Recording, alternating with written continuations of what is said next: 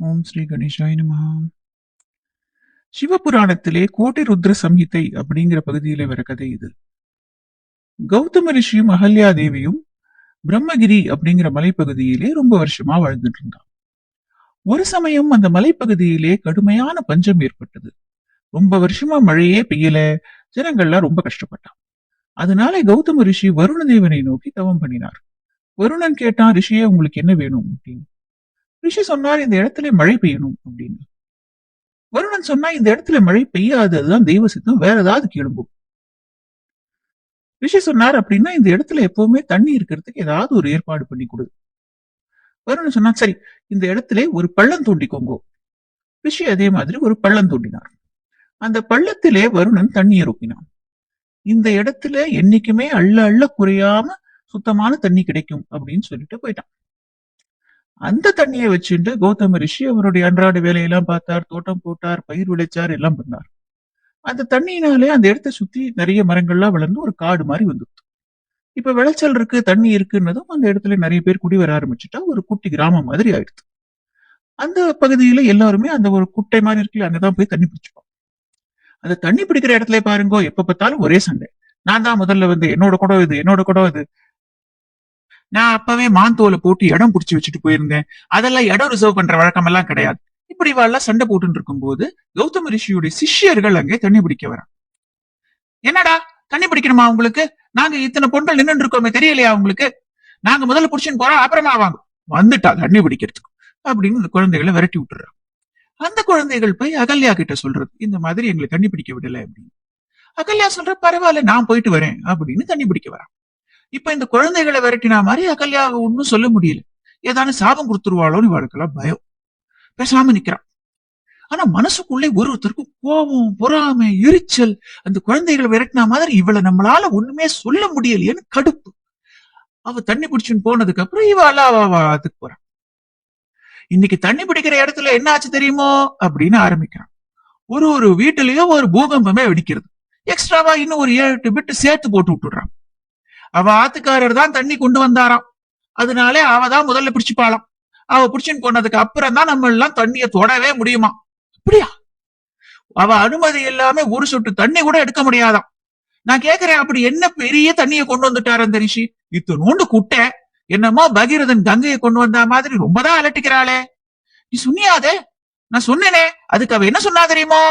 என்ன சொன்னா? எங்க ஆத்துக்காரர் கேட்டதுனாலே வருணன் ஒரு குட்டை அளவு ஜலமானு கொடுத்தா, உங்க ஆத்துக்காரர் கேட்டிருந்தா ஒரு உத்திரனே ஜலம் கூட கொடுத்திருக்க மாட்டான்னு சொல்லிட்டா. அப்படியா சொன்னா? இந்த பாருங்க, நம்ம ஆத்து வாசல்லையும் அதே மாதிரி ஒரு குட்டை வரணும், இல்லையா 2 பேரும் இந்த ஊரை விட்டு போயிடணும். இப்ப அந்த ஊர் ஆண்கள் எல்லாம் கூடி பேசிக்கிறான்.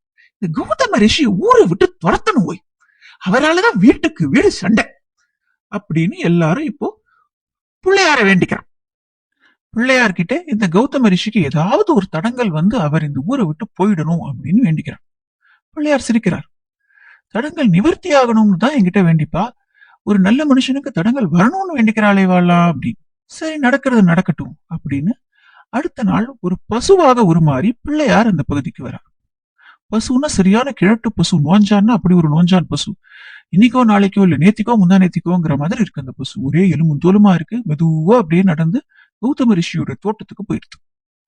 இப்ப இவெல்லாம் என்னைக்கும் இல்லாம இங்க ஒரு பசு வந்திருக்கு, என்னமோ நடக்க போறது இன்னைக்கு அப்படின்னு ஒளிஞ்சிருந்து வேடிக்கை பாக்குறான். கௌதம ரிஷி அந்த பசுவை பாக்குறார். ஒரு சின்ன புல்லை எடுத்து லேசா இந்தா சோ அப்படின்னு அந்த பசுவை தொடறார். தொட்டா விழற மாதிரி இருக்குன்னு சொன்னாலும் உண்மையாவே தொட்டதுமே அந்த பசு பட்டுன்னு கீழே விழுந்து உயிரை விட்டுருது. கொண்டுட்டார், வாங்கோ வாங்கோ வாங்கோன்னு எல்லாரும் உடனே கூட்டு பிடிக்கும். அட பாவி மனுஷா, ஒரு பசுவை அநியாயமா கொண்டுட்டியே அப்படிங்கிறார். கௌதம ரிஷி, நான் ஒண்ணுமே பண்ணலையே அப்படிங்கிறார். அதெல்லாம் இல்ல, நாங்கெல்லாம் பார்த்துன்னு தானே இருந்தோம். அந்த புல்லால அடிச்சே அந்த பசுவை நீங்க கொண்டு இருக்கேன்.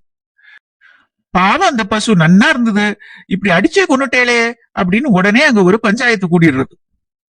கௌதம ரிஷி கோஹத்தி பண்ணிட்டார், அவர் மூஞ்சில முழிக்கிறதே பாவம், அதனால உடனே அவர் இந்த ஊரை விட்டு போயிடணும் அப்படின்னு நாட்டாம தீர்ப்பு வந்துருக்கு. ரிஷிக்கு பாவம் தீர்ப்பை மாத்தி சொல்லலாம் கேட்க தெரியல. நான் இந்த ஊருக்கு திரும்பி வரணும்னா என்ன பிராயச்சித்தம் பண்ணணும்னு கேட்கிறார். சொல்றா, இந்த மலையை 11 முறை வலம் வந்து மண்ணாலே சிவலிங்கங்கள் பண்ணி அதுக்கு அர்ச்சனை அபிஷேகம் எல்லாம் பண்ணணும். அதுக்கப்புறம் கங்கையில போய் ஸ்நானம் பண்ணிட்டு வரணும். கங்கை எங்கேயோ இருக்கு, வரத்துக்கு ரொம்ப வருஷம் ஆகும். இவ்வளவு ஒழிச்சு கட்டிட்டு வரணும், ஒரு திருப்தி வரும். ரிஷியும் அவர் மனைவியும் அவ சொன்ன மாதிரியே 11 முறை அந்த மலையை வலம் வந்து மண்ணாலே சிவலிங்கங்கள் பண்ணி அதுக்கு பூஜை பண்றான். அப்போ சிவன் அவளுக்கு காட்சி கொடுக்கிறார். கௌதமா, உனக்கு என்ன வேணும் அப்படிங்கிறார் சிவன். ரிஷி சொல்றாரு, என்னுடைய பாவங்கள் எல்லாம் தொலையணும். சிவன் சொல்றார், நீ எதுவும் பாவமே பண்ணலையேப்பா அப்படின்னு நடந்த கூத்தெல்லாம் சொல்றார். அப்புறம் கேட்கிறாரு, உனக்கு ஏதாவது வர வேணும்னா கேளு. கௌதமர் சொல்றார், கங்கையில ஸ்நானம் பண்ணினா தான் ஊருக்குள்ளே விடுவா, அதனால கொஞ்சம் கங்கையை இங்க வரவழைக்கிறீங்களா, நான் அவ்வளவு தூரம் போக வேண்டியிருக்காது. சரி அப்படின்னு உடனே கங்கையை அந்த மலைப்பகுதிக்கு வரவழைச்சுடுறார் சிவன். இவன் 2 பேரும் கங்கையில ஸ்நானம் பண்றான். அதுக்கப்புறம் சிவன் கங்கையை பார்த்து கேட்கிறார், ஏமா கங்கை, இவ்வளவு தூரம் வந்துட்டேன், கொஞ்ச நாள் இங்கே தங்கிட்டு போயேன், இந்த மண்வந்திரம் முடிகிற வரைக்கும் கொஞ்ச நாள். கங்கை சொல்ற, நான் மட்டும் தனியா எப்படி இருக்கிறது, நீங்களும் இருக்கிறதுனா சொல்லுங்க, 2 பேரும் சேர்ந்து இருப்போம். சிவன் சொல்றாரு, அப்படிங்கிறியா, சரி 2 பேருமே எப்பவுமே அப்படிங்கிற. அன்னையில இருந்து கங்கா நதி அந்த மலைப்பகுதியிலிருந்தே பாயத் தொடங்குகிறது.